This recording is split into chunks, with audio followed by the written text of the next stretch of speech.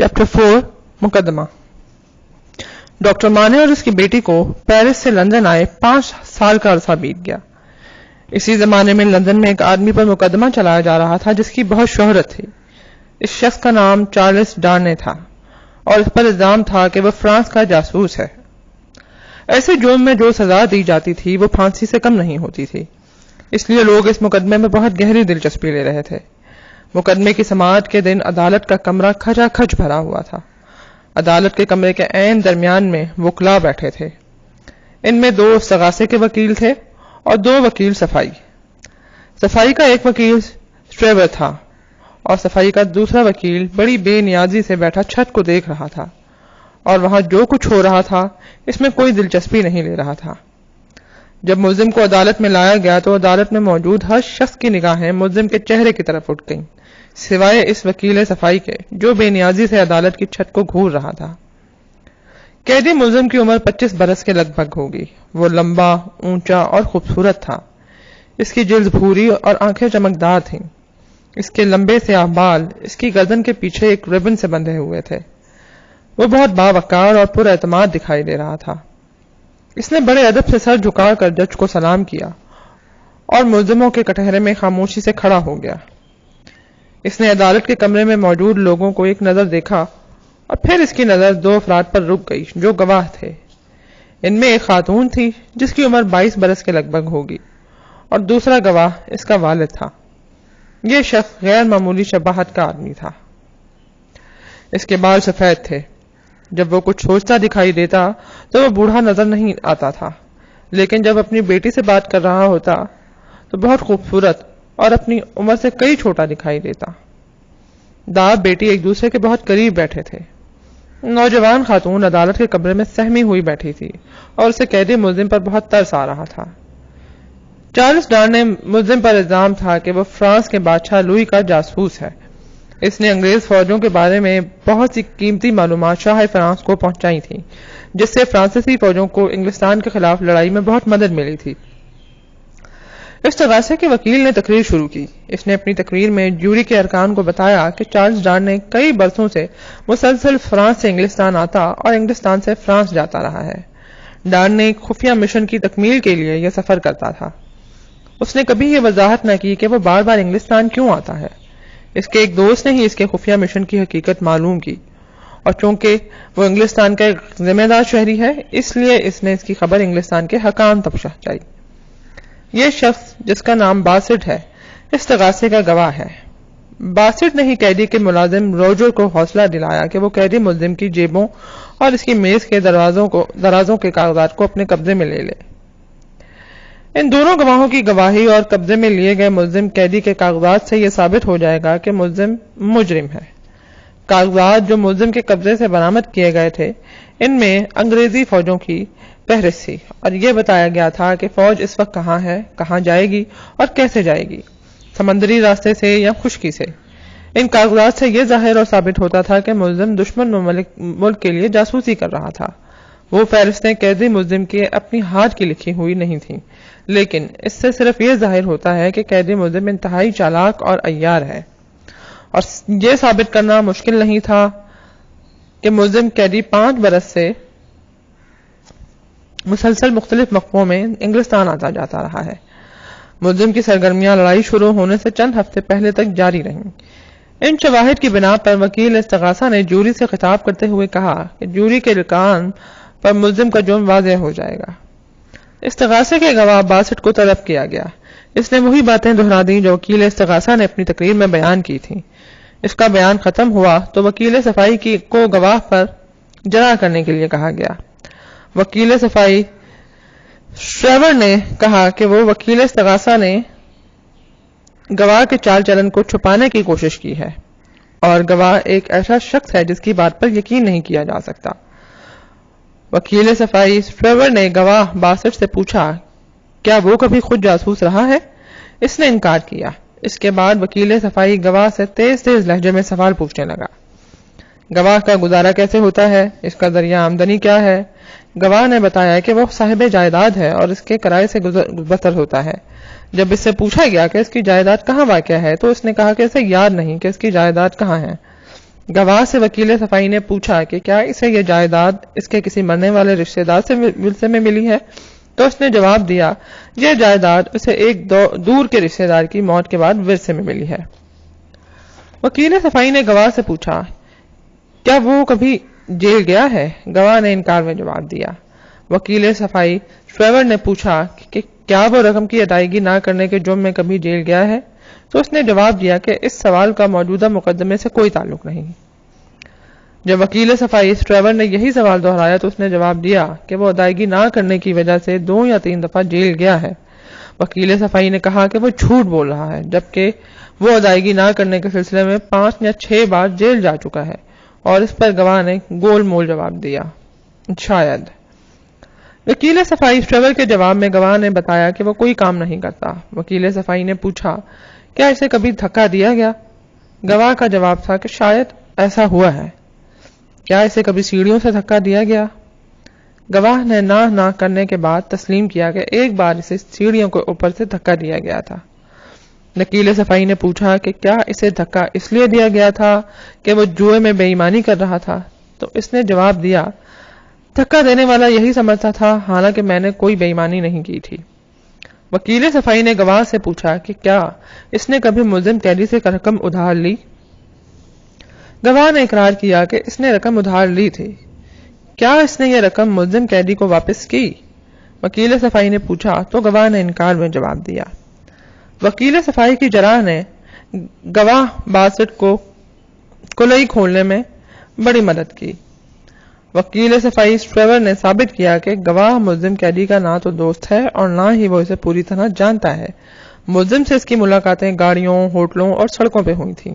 یہ بھی ممکن ہے کہ گواہ نے ہی وہ فہرستیں ملزم قیدی کی جیب میں ڈال دی ہوں۔ وکیل صفائی نے شبے کا اظہار کرتے ہوئے کہا یہ بھی ہو سکتا ہے کہ باسط نے حکومت سے فائدہ اٹھانے کے لیے ملزم پہ جھوٹا الزام لگایا ہو۔ اس گواہ باسط کے بعد استغاثے کے دوسرے گواہ روجر نے گواہی دی۔ اس نے عدالت کو بتایا کہ وہ 4 برس ملزم قیدی کی ملازمت کرتا رہا ہے۔ اس نے بتایا اسے اپنے مالک کی سرگرمیاں مشکوک دکھائی دیتی تھیں۔ اس کے مالک کی جیب سے ہی فوجوں کی تفصیلات پر مبنی فہرستیں برآمد ہوئی تھیں۔ اس نے یہ فہرستیں اپنے مالک کی جیب میں اس وقت دیکھی تھی جب وہ اس کے کپڑے درست کر رہا تھا، اور جیسی فہرستیں اس وقت عدالت میں پیش کی گئی ہیں وہی فہرستیں ہی اس کے مالک کی جیب میں تھیں، اور ویسی ہی فہرستیں اس نے اپنے مالک کی میز کے دراز سے بھی برآمد کی تھیں۔ وکیل صفائی ٹریور نے گواہ پر جرح کی اور گواہ سے پوچھا کہ کیا اس نے ہی یہ فہرستیں ملزم کی میز کے اوپر یا اس کے دراز میں رکھی تھی؟ تو اس نے انکار کیا۔ گواہ نے کہا کہ اس نے ایک بار اپنے مالک کو یہی فہرستیں ایک فرانسیسی کو بھی دکھاتے ہوئے دیکھا تھا۔ گواہ روجر نے اعتراف کیا کہ وہ دوسرے گواہ باسط کو گزشتہ 7-8 برسوں سے جانتا ہے۔ جب استغاثہ کے گواہوں کے بیانات مکمل ہو گئے تو وکیل صفائی نے اپنی گواہی لوسی مانے کو پیش کیا۔ وکیل استغاثہ نے اس پر جرح شروع کی۔ کیا آپ پہلے بھی ملزم کو دیکھ چکی ہیں؟ لوسی نے اس بات میں سر ہلایا۔ کیا آپ نے ملزم کو پہلی بار اس وقت جہاز میں دیکھا جس میں آپ سوار تھیں اور رودبار عبور کر رہی تھی آج سے 5 سال پہلے؟ لوسی نے اس کا جواب بھی اسپات دے دیا۔ آپ اس کی تفصیل سے عدالت کو آگاہ کریں۔ وکیل استغاثہ نے کہا۔ عدالت میں خاموشی چھائی ہوئی تھی۔ لوسی مانے نے کہا جب قیدی ملزم جہاز پر سوار ہوا تو اس نے دیکھا کہ میرے والد بہت بیمار، تھکے ہوئے اور کمزور ہیں۔ میں اپنے والد کی اس خراب اور نازک حالت کی وجہ سے بہت پریشان تھی۔ میرے لیے اپنے والد کو جہاز کے عرصے سے نیچے لے جانا مشکل ہو رہا تھا۔ میں اپنے والد کو کمرے میں لے جا کر بستر پر لٹا دینا چاہتی تھی۔ اس وقت جہاز میں کوئی دوسرا مسافر نہیں تھا۔ ملزم قیدی نے اس سلسلے میں میری بہت مدد کی۔ وہ میرے والد کی خراب حالت پر بہت افسوس ظاہر کر رہا تھا۔ یوں میری اور ملزم قیدی کی پہلی ملاقات ہوئی۔ وکیل استغاثہ نے لوسی مانے کے بیان میں مداخلت کرتے ہوئے سوال پوچھا جب ملزم جہاز پر سوار ہوا تو کیا وہ اکیلا تھا؟ جی نہیں، اس کے ساتھ 2 فرانسیسی تھے۔ جب تک جہاز روانہ نہیں ہوا وہ ملزم کے ساتھ گفتگو کرتے رہے۔ کیا ان کے پاس کاغذات تھے؟ وکیل استغاثہ نے پوچھا۔ ہاں، ان کے پاس کچھ کاغذات تھے لیکن مجھے نہیں معلوم وہ کس قسم کے کاغذات تھے۔ وکیل استغاثہ نے لوسی مانے کو کچھ کاغذات دکھاتے ہوئے پوچھا کیا وہ کاغذات اس قسم اور سائز کے تھے؟ ممکن ہے وہ ایسے ہوں، لوسی نے جواب دیا، لیکن میں یقین سے کچھ نہیں کہہ سکتی. مجھے نہیں معلوم کہ وہ کیا باتیں کر رہے تھے کیونکہ ان کی آواز بہت دھیمی تھی. اچھا تو مس مانے آپ یہ بتائیے کہ ملزم نے آپ سے کیا گفتگو کی؟ وکیل استغاثہ نے پوچھا. ملزم قیدی نے مجھ سے بہت سی باتیں کی، اپنے بارے میں کچھ بتایا. میں سمجھتی ہوں کہ میں بے بسی کی حالت میں تھی. اس ملزم نے میری بڑی دلجوئی کی، میرے والد کا خیال رکھا، مگر لوسی ماں نے روتے ہوئے کہا، خدا نہ کرے کہ ملزم نے ہمارے ساتھ جو اچھا سلوک کیا اس کے بدلے میں اس بیان کے ذریعے سے کوئی نقصان پہنچا دوں. وکیل استغاثہ نے فوراً کہا، مس مانے قیدی ملزم بھی یہ جانتا ہے کہ آپ کو سچ بول کر اپنا فرض ادا کرنا ہے. لوسی ماں نے آنسو پوچھتے ہوئے کہا، قیدی نے مجھے بتایا تھا کہ وہ ایک بہت مشکل کام کے سلسلے میں سفر کر رہا ہے. اس نے یہ بھی کہا تھا کہ وہ نہیں چاہتا کہ اس کی وجہ سے لوگ کسی مصیبت کا شکار ہو جائیں. اس نے یہ بھی بتایا کہ وہ ایک دوسرے نام سے سفر کر رہا ہے. اس نے یہ بھی بتایا تھا کہ ایسا امکان پایا جاتا ہے کہ مستقبل میں وہ کئی بار فرانس اور انگلستان سفر کرے. لوسی مانے کی گواہی کے بعد ڈاکٹر مانے کو گواہی کے لیے بلایا گیا. وکیل استغاثہ نے اس سے پوچھا، کیا آپ نے ملزم قیدی کو جہاز پر دیکھا تھا؟ ڈاکٹر مانے نے جواب دیا کہ وہ اس کی شناخت نہیں کر سکتا. وکیل استغاثہ نے پوچھا، کیا اس کی کوئی خاص وجہ ہے کہ آپ ملزم کو پہچان نہیں سکتے؟ ڈاکٹر مانے نے بہت دھیمی آواز میں کہا، ہاں اس کی ایک وجہ ہے. وکیل نے پوچھا، کیا آپ کئی برس تک فرانس جیل میں قید رہے تھے اور آپ کو کسی الزام کے بغیر مقدمہ چلائے بغیر جیل میں پھینک دیا گیا تھا؟ ڈاکٹر مانے نے بڑے دھیمے لہجے میں کہا، ہاں میں ایک لمبی مدت تک جیل میں رہا ہوں. کیا آپ کو جب جیل سے رہائی ملی تو آپ فوراً انگلستان کے لیے روانہ ہو گئے؟ ہاں مجھے یہی بتایا گیا ہے، ڈاکٹر مانے نے جواب دیا. کیا آپ کو یاد نہیں آپ نے فرانس کو کس طرح چھوڑا تھا؟ نہیں، ڈاکٹر مانے نے جواب دیا. ایک طویل عرصے تک میں کوئی بات بھی یاد نہیں کر سکا. بس مجھے اتنا یاد ہے کہ میں جیل میں جوتے بنایا کرتا تھا اور مجھے نہیں معلوم کہ مجھے کیا ہو گیا تھا. دوسری چیز جو مجھے یاد ہے وہ یہ ہے کہ میں اب انگلستان میں اپنی پیاری بیٹی کے ساتھ رہتا ہوں. میری خدا سے دعا ہے کہ میری یادداشت لوٹا دے. مجھے تو یہ بھی یاد نہیں کہ میں کیسے اپنی بیٹی کو جان سکا تھا. جب تک ڈاکٹر مانے کھڑا ہو کر بیان دیتا رہا، اس کی بیٹی لوسی بھی اس کے ساتھ کھڑی رہی. جب بیان ختم ہوا تو دونوں بیٹھ گئے. استغاثے کے وکیل نے پھر اپنے دلائل دینے شروع کیے. اس نے عدالت کو بتایا کہ 5 سال پہلے ملزم ایک دوسرے آدمی کے ساتھ ڈوور میں ایک گاڑی پر پہنچا. انہوں نے یہ گھوڑا گاڑی ایک ایسی جگہ کھڑی کروائی جہاں ایک فوجی کیمپ تھا. وہ دونوں فوجی کیمپ میں گئے. یقیناً انہوں نے وہاں پر متعین فوجیوں کے بارے میں معلومات حاصل کی تھی. استغاثہ نے ایک گواہ کو بلایا جس نے اپنی گواہی میں بتایا کہ اس نے ملزم قیدی کو ایک ساحلی شہر میں دیکھا تھا. ملزم ایک ہوٹل کے کافی روم میں ایک دوسرے شخص کا انتظار کر رہا تھا. مسٹر اسٹریور، وکیل صفائی نے گواہ سے کئی سوال پوچھے، لیکن گواہ کہتا رہا کہ اس نے ملزم کو خود دیکھا تھا. صفائی کے وکیل مسٹر اسٹریور کے ساتھ اس کا جو معاون وکیل بیٹھا تھا اور جب اسے مقدمے کی کارروائی شروع ہوئی تھی انتہائی بے نیازی کا اظہار کر رہا تھا. کبھی چھت کو دیکھتا رہتا تو کبھی سر جھکائے بیٹھا رہتا. اس نے اچانک کاغذ کا ایک ٹکڑا لیا، اس پہ تیزی سے کچھ لکھا اور اپنے ساتھی وکیل صفائی اسٹریور کی طرف پھینک دیا. مسٹر اسٹریور نے اس کاغذ کو کھولا، پڑھا اور اس کے بعد اس نے ملزم قیدی کو بہت ہی غور اور دلچسپی سے دیکھا. اس کے بعد وکیل صفائی نے گواہ سے پھر سے پوچھا، کیا تمہیں مکمل یقین ہے کہ جس شخص کو تم نے ہوٹل میں دیکھا وہ قیدی ہی تھا؟ مجھے 100% یقین ہے، گواہ نے جواب دیا. وکیل صفائی اسٹریور نے سوال کیا، کیا تم نے کبھی کسی ایسے شخص کو دیکھا جس کی شکل قیدی سے بہت ملتی جلتی ہو؟ میں نے کبھی ایسے کسی شخص کو نہیں دیکھا کہ میں قیدی کی شناخت کرنے میں غلطی کر سکوں، گواہ نے جواب دیا.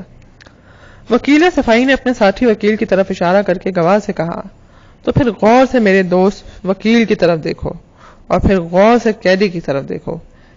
کیا ان دونوں کی شکل ایک دوسرے سے انتہائی قریبی مشابہت نہیں رکھتی؟ دوسرا وکیل جس نے وہ کاغذ لکھ کر اپنے ساتھی وکیل کو دیا تھا، اس نے بڑا بے ہنگم اور بے ترتیب الجھا ہوا لباس پہنا ہوا تھا. اس کے باوجود اس کی اور قیدی کی صورت میں اتنی گہری مشابہت تھی کہ عدالت میں موجود سب لوگ حیران رہ گئے۔ وکیل، جس کا نام سڈنی کارٹن تھا، اس نے اپنے سر سے وگ، ان مصنوعی بالوں کی ٹوپی جو سر کو ڈھانپتی ہے اور جج وکلا اسے پہنتے ہیں، اتار دی۔ وگ اتارنے کے بعد اب وہ ہو بہو قیدی کی طرح دکھائی دیتا تھا۔ اس سے یہ ثابت ہو گیا کہ گواہ سے غلطی ہو سکتی ہے۔ ہوٹل کے کافی روم میں جس شخص کو دیکھنے کا دعویٰ اس نے کیا تھا، ضروری نہیں کہ وہ ملزم ہی تھا۔ وکیل صفائی ٹریور نے ملزم کی صفائی میں دلائل دینے شروع کیے۔ اس نے ثابت کیا کہ گواہ باسٹ ایک جاسوس اور برے چال چلن کا آدمی تھا۔ جہاں تک نوکر روجر کا تعلق ہے تو وہ پہلے گواہ کا دوست اور پارٹنر تھا۔ ان دونوں آدمیوں نے جعلی فہرستیں تیار کی۔ انہوں نے قیدی کو پھنسانے کے لیے سب کچھ کیا، جو اکثر فرانس اور انگلستان کا سفر کرتا رہتا تھا۔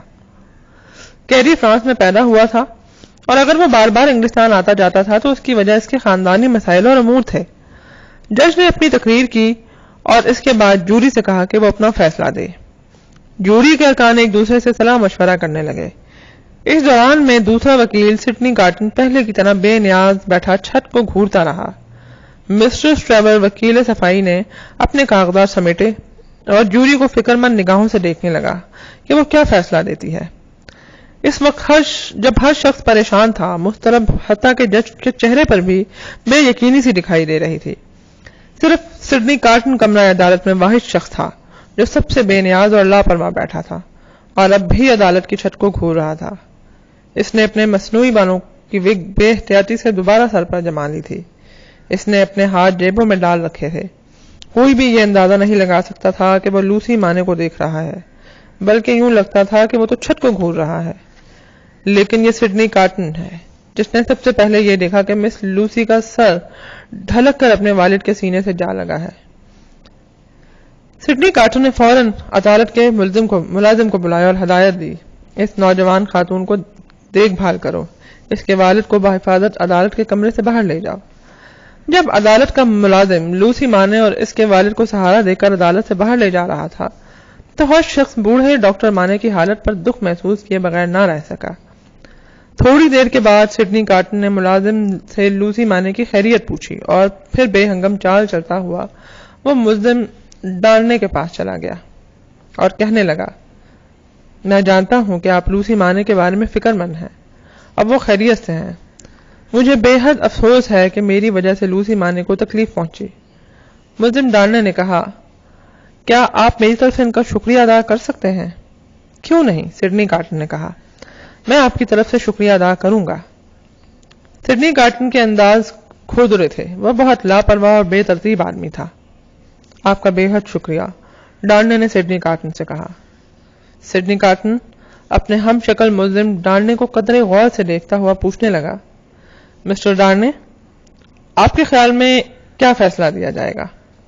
ڈارنے نے مایوسی سے کہا، بدترین فیصلہ ہی میرے حق میں دیا جائے گا۔ سڈنی کارٹن نے کھردرے لہجے میں کہا، انسان کو ہر چیز کی توقع رکھنی چاہیے۔